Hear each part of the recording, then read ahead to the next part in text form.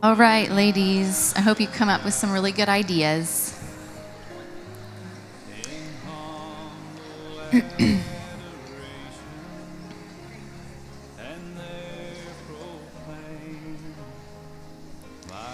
I truly believe in the power of remembering God's Amadi. And I really believe that if we can get to that place where we remember that it will foster rest. So this morning I have another Hebrew word for you, another lens that we're going to look at. And if you don't hate me already for the paperclip thing, maybe you're not going to be too happy with me for making you learn a Hebrew word at 9 a.m. Well, I'm not really sorry. I just hope you've had your coffee already. Yeah, sorry, not sorry. There we go. Okay, so last night, the part of the blueprint was Imadi, God's presence with me. And if we want to enter into rest, we start by remembering God's presence with us. Today's word is a really fun one to say. Are you ready? Okay, manoach. Manoach. Now, you have to get the little H in there. It's really fun. Manoach. You know you want to try it. Go ahead. Manoach. Don't spray your neighbor, but, there it is. Okay. Manoach means resting place. It's the home of a person or the lair of an animal. And the focus of manoach is contentment and satisfaction and rest.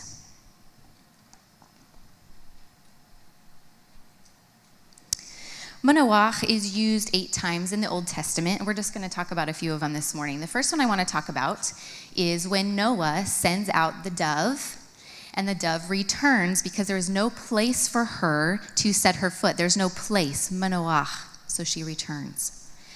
The second time it's seen is with the tribe of Judah. The tribe of Judah was sent into exile. They had been overthrown, and so now they had no resting place, manoach. They had no home. The third time I want to talk about manoach is with Naomi and Ruth.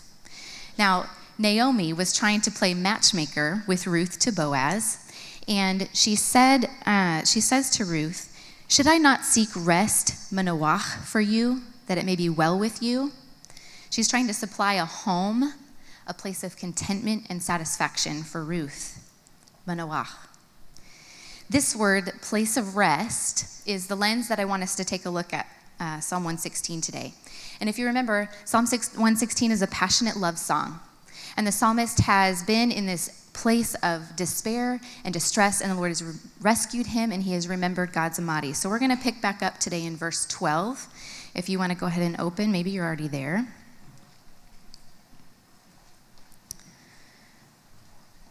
So starting in verse 12. What shall I return to the Lord for all his goodness to me? I will lift up the cup of salvation and call on the name of the Lord. I will fulfill my vows to the Lord in the presence of all his people. So here's how things works for the Israelites. When they were in these places of despair, these desperate places where their hearts were anxious and just weighing really heavily, sometimes they would make a vow to the Lord, like, "Lord, if you get me out of this, I will give you whatever." We see this actually with Hannah in 1 Samuel 1. So Hannah, if you remember, she cannot bear children, and her husband's other wife is fertile Myrtle. And she loves to taunt Hannah about this, and it just weighs really heavily upon Hannah's heart. So they go to a place called Shiloh, and they offer some sacrifices. And as they're doing that, Hannah is just a mess. She is pouring out her heart to the Lord. She is weeping bitterly. She's just talking to the Lord right there. She's making such a scene that Eli the priest actually accuses her of being drunk. Can you imagine that? Yes, she was very in distress, and she makes a vow to the Lord in that moment. She says, "Lord, if you hear my prayer and you give me a child, I will commit that child to you." Well, the Lord does answer her prayer. She has a son, and she names him Samuel. And when Samuel is born, and after he is weaned, she takes him back, and she leaves him with Eli. The psalmist in 116, his vow is that he is going to bring this drink offering before the Lord. So what this is that he would take the cup of salvation, and he would take the cup and he would fill it with something that was very costly, something that was pretty pricey for him. And he would do one of two things with this. Either he would take this cup and he would pour it out on the altar as his sacrifice, or he would take it and he would give it to the priests as a gift. Either way, either option that he chose, we're not for certain which way it went, but either way, this would fulfill that vow.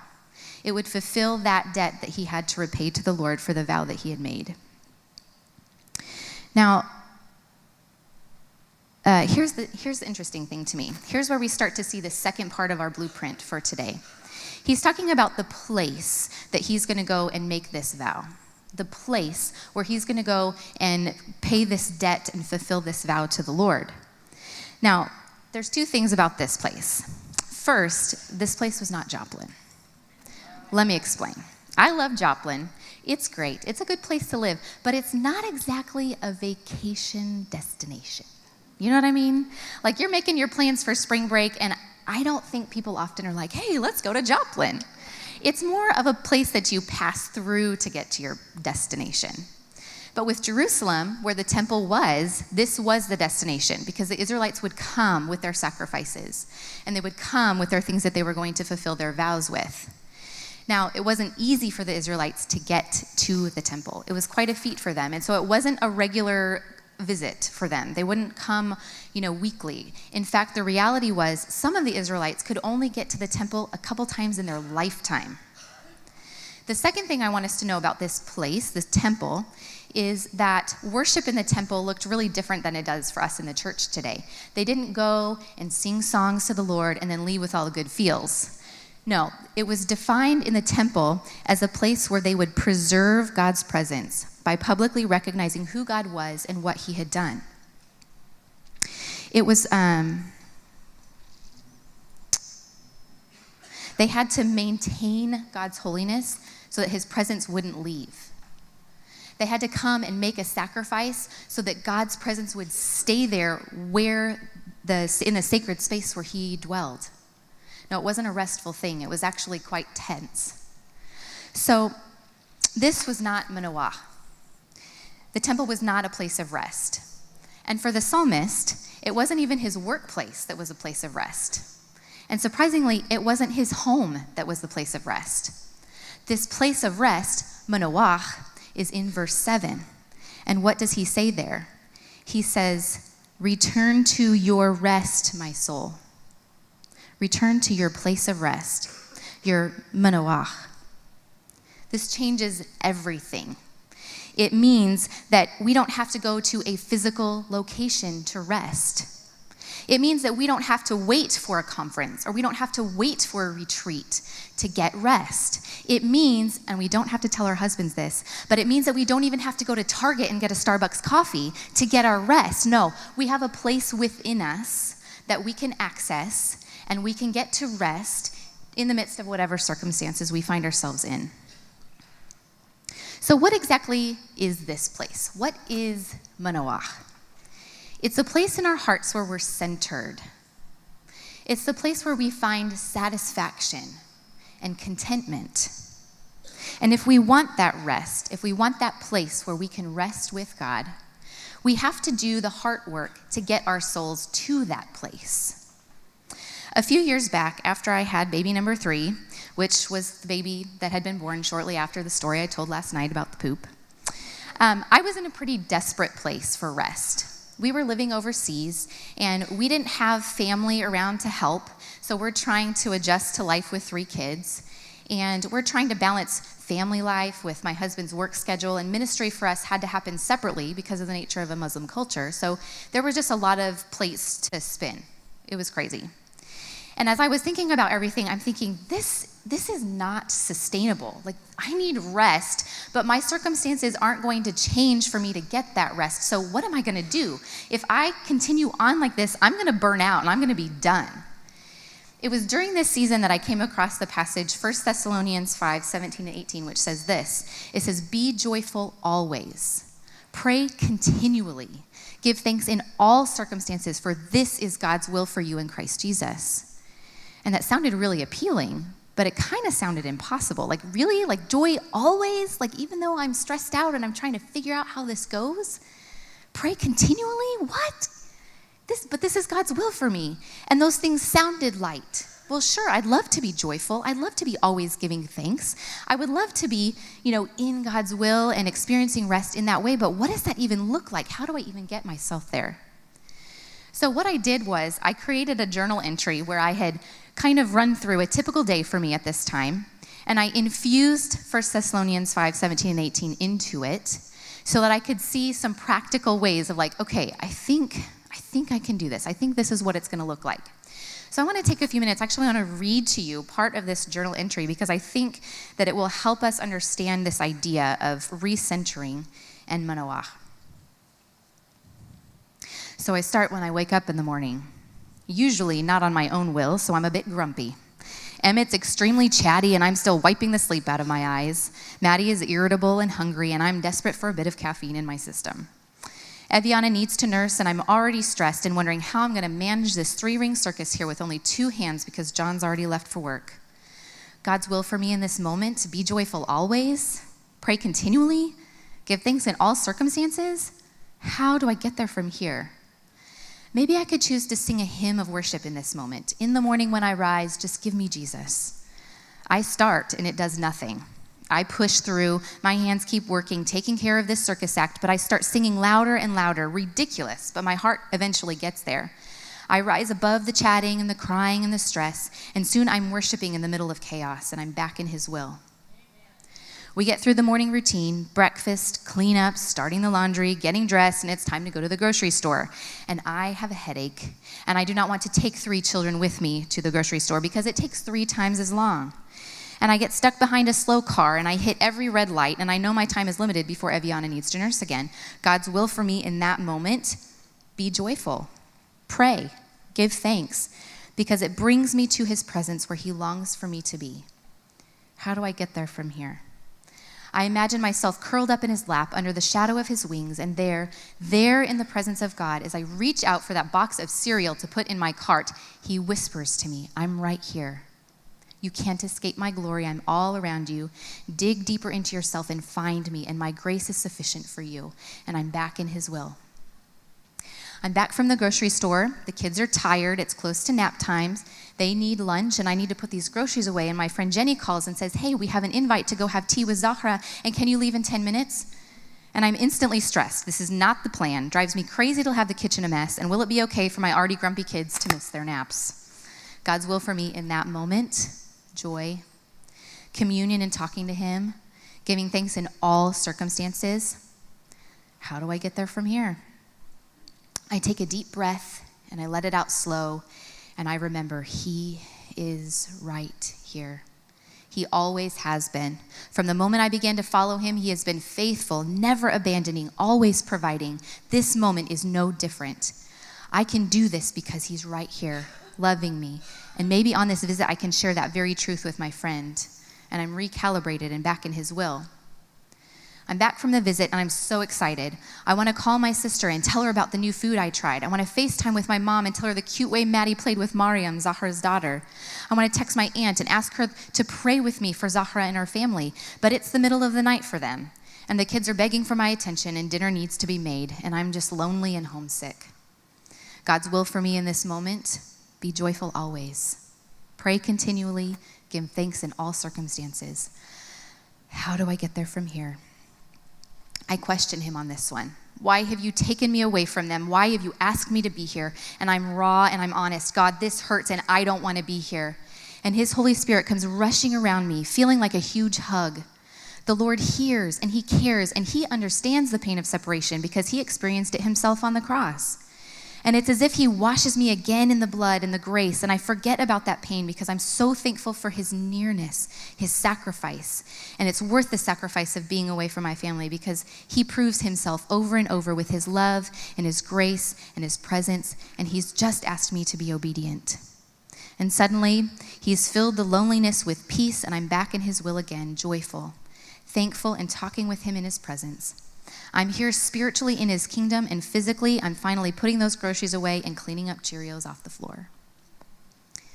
I think in each of those scenarios, I had somehow found to return my soul to manoach.